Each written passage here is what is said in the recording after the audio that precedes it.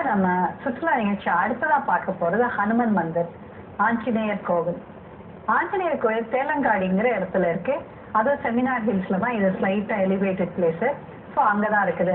இப்ப நம்ம முதல்ல போனோம்னா நிறைய கடைகள், பூக்கடை, மாலை கடை எல்லாம் இருக்குது. ஸோ அது வந்து நம்ம பூஜைக்காக நம்ம வாங்கிட்டு போனோம்னா படிகள் கொஞ்சம் தூரம் மேலே ஏறி போகணும்.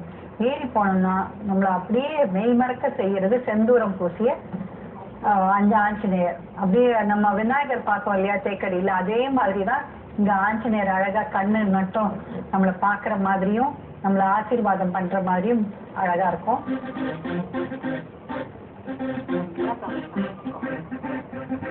நம்ம ஆஞ்சநேயர் தரிசனம் பண்ணிட்டு, அதுவும் செவ்வாய்க்கிழமையும் சனிக்கிழமையும் இங்க பக்தர்கள் கூட்டம் அலைமோதுமா. இப்ப நம்ம சுற்றுலா நிகழ்ச்சி அடுத்ததா பார்க்க போறது படேஸ்வரர் கோவில். படேஸ்வரர் ராம் மந்திர்னு சொல்லுவாங்க. அங்க இங்க ராம் மந்திர் வந்து எங்க இருக்குன்னா ஸ்டேஷன் ரோட்லயும் அங்கேதான் இருக்குது. காட்டன் மார்க்கெட்டுக்கும் மாயா ஹாஸ்பிட்டலுக்கும் பக்கத்துல தான் இருக்கு. இப்ப நம்ம கோவிலுக்கு போறோம். படேஸ்வரர் ராம் மந்திர்ல உயரமான வெள்ளை கோபுரம் அது நம்மள வரவேற்குது. உள்ள நம்ம போனோம்னா அந்த உயர சீலிங்ல, அதுவும் அங்க பார்த்தா பெண்கள் எல்லாம் உட்காந்து பஜனை ஹிந்தியில பாடிட்டு இருக்காங்க. ராமர், லக்ஷ்மணன், சீதை அழகா பியூட்டிஃபுல்லா வந்து அந்த அலங்காரம் பண்ணி மார்பிள் சிலையில அப்படியே நமக்கு மெய்வரக்க செய்யறாங்க. அங்க வந்து உற்சவ மூர்த்தியும் பக்கத்துல இருக்குது பாதத்துல.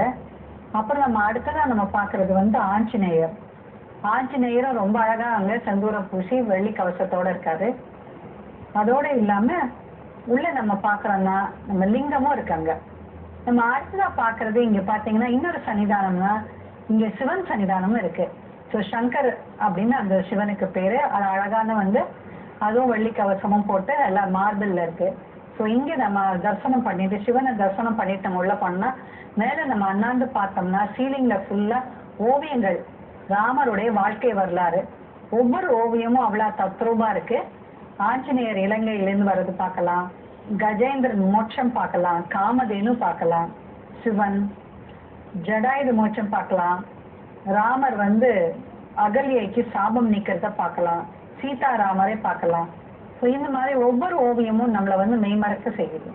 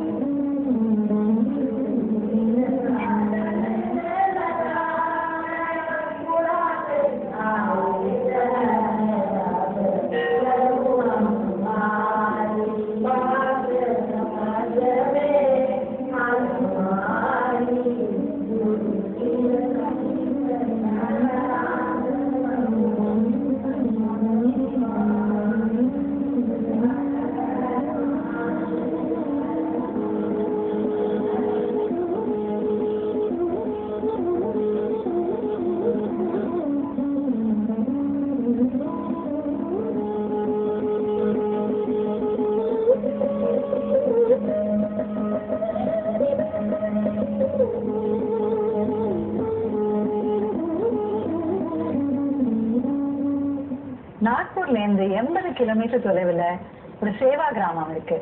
அது என்னன்னா நம்முடைய காந்திஜி, மகாத்மா காந்தி அங்க ஒரு ஆசிரமம் இருக்கு. அங்கதான் அந்த ஆசிரமத்துலதான் போய் தங்குவாராம். ஸோ அந்த ஆசிரமம் நீங்க போய் பார்க்கணும்னா 80 கிலோமீட்டர் போய் நாக்பூர்ல இருந்து பார்க்கலாம். Now let's have a short commercial break.